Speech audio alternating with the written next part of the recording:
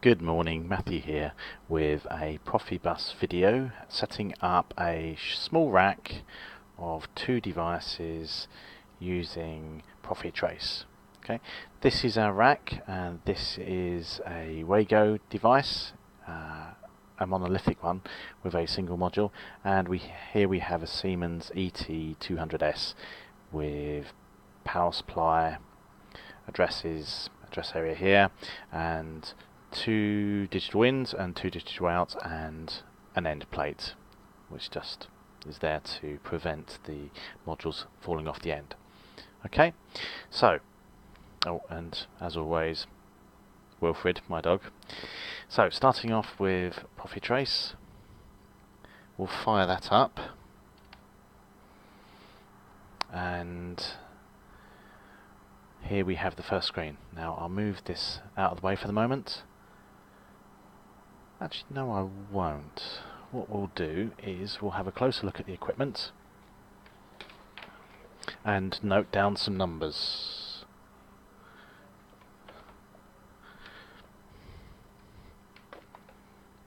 Or actually we won't. No, let's change that.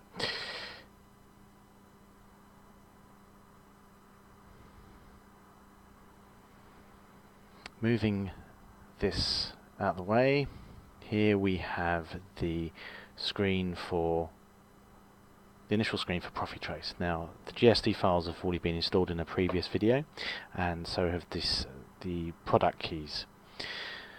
To initiate the ProfiCore Ultra, here we go. Here's my ProfiCore Ultra. By clicking the Initialize button, we will get the indicator to come on. So now we can see the orange indicator, and you can see the software setting up the system, and it's now checking the network for an existing controller with baud rate. Now, because there are just two slaves on the network and there is no active master, this will fail. See, that is why it's unable to detect activity on the network. Okay. Now it sets up the oscilloscope aspect of the ProfiCore Ultra, which can be used within the scopeware element of ProfiTrace. So we now have initialized the ProfiCore Ultra. The ProfiCaptain here can be used. Now currently the master is in offline mode. The first step, if you do not have access to the devices here, which we'll get onto in a minute, is to scan the network. But you can only do that when you have your master in operate mode, and we'll swap to that now. Okay, we're now in the DP master is fully active, which means that we can access the class 2 commands, and one of the most useful abilities of the class 2 commands is the ability to scan the network. This does assume that your cable is set up and connected to your ProfiCore Ultra, and that the terminations are at the end of each end of the cable. So if we scan, we will detect two devices. Now it is worth noting down these identifiers, because these are the identifiers that are referenced within the GSD files. So we have, let's write this down,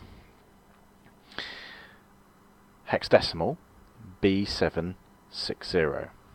Okay, and that's Wago 752.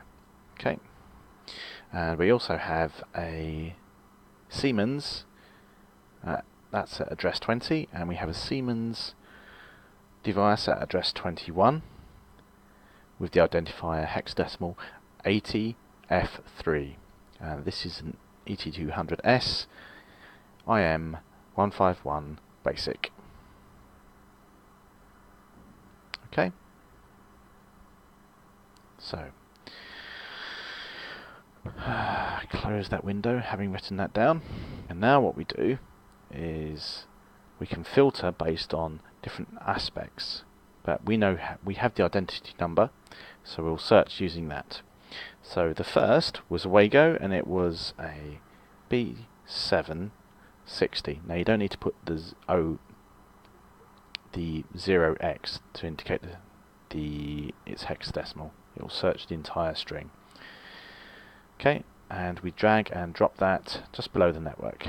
Now that is unconfigured, so we'll go in, we'll set the correct address, and we'll tell the software that we want this slave to be active. Okay, this is a relatively straightforward module because as far as options go, we only have one option.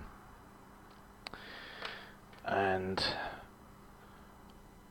I will select that. I'm thinking how best to do this and show you. So that is a 252 set 752323. Do that by double clicking, and it appears up here. Okay, and you'll see here that that has turned green, which means it's configured. So if we went back to the live window, it has a green background, meaning it's correctly configured. Okay, go back to ProfiTrace counting. Now that number is visible. Oh dear. There. No, 16 digital in, 16 digital out, 752323. Now the devices invariably have their part numbers on them. Okay? Now then, if we go to the Siemens device, we have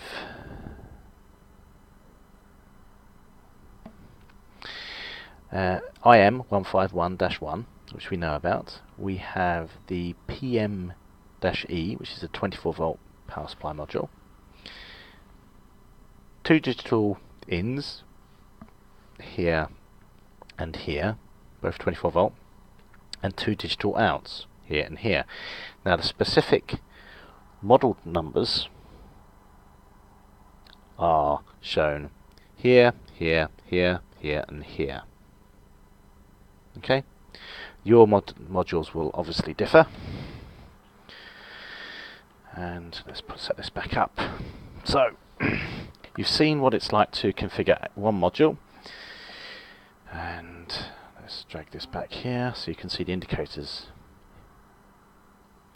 The address selectors for these two devices, these are rotary, and these are dip switches. You can see the bus fault light flashing here on the Siemens device, and this will be extinguished when we properly configure the Siemens device. Okay, so the Siemens device has a code of 80F3. There's one there, and we drag it on. Okay, now then, going in here, we set the correct address, which was 21, and that's what's set on the dip switches here. It's going to be active, and we set up the modules and parameters. So we have the power module, which was a PM, because I showed you that, E, 24 volt. There are 230 volt options, but this is the one we're using. That is this guy here. The overall chassis, which we first selected over here, the ET200S, comprises of these two sections here and the back plane. Okay, so once we've done the power supply, the next is the 2 digital ins, and you can refer to your modules directly.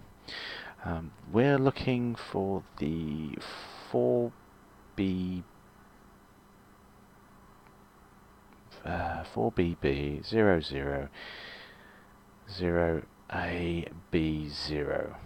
Right, the top one. Okay, so we can add that by double clicking, but because we have 2 and there's space to pack another 2 inputs within a byte, we can do that by using the virtual driver. Now, virtual module has the asterisk there. Now, the part numbers will be identical, but there's an asterisk that indicates a virtual driver, and we covered that in class.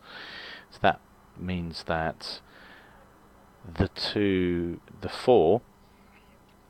lots of inputs will be packed within 1 byte. If I use two real drivers like this, double clicking, then they would, within the input address space, occupy 2 bytes. By using the virtual driver, they can be packed within 1. It's more efficient. So we'll erase that selected module and insert the correct one. And now we have 2 digital outputs. Okay, not digital zeros, digital outputs. The O rather than the 0. And here we have, these are 4 BB30s, 0A, B0, which is this one here. Okay, so I'll put that in, and I'll add the equivalent virtual driver and click OK. We don't need anything for the blanking plate because there's nothing there. It's a mechanical assembly that prevents the modules falling off. Okay, and you'll see that too have going through a cyan and then a green background. If we go to ProfiTrace on the live view, then we see both of them have a green background and they are both configured. You also see the bus fault light turn off, and there we have it. Okay. What I will show you is if you misconfigure a device, what will happen. So going back into ProfiCaptain, I'll amend the Siemens device because it has multiple submodules to select, rather than the Wago device, which is a single block, one single block option. And we'll go in here and we'll edit the modules, and I will remove this last one. So we'll remove that, click OK. That sends that and saves those settings. And what we'll have now are these lights come back on because the unit is misconfigured. If we go to ProfiTrace, the live window, you will see the flashing top corner, which is to do with the comments. The ID is still showing. So there is a config error, and the config error is a module mismatch. So if there's a module missing, or you select the wrong module, then that is the type of error you will get. And that concludes this video. We will cover scopeware, the types of waveforms that you see there, the bar graph, the signal levels that you get from the different stations in a different video. So that's it for me for this video. We have set up a small network using ProfiTrace, a ProfiTrace device with a ProfiCore Ultra interface between this engineering station and 2 PROFIBUS slaves. Thank you. Bye bye.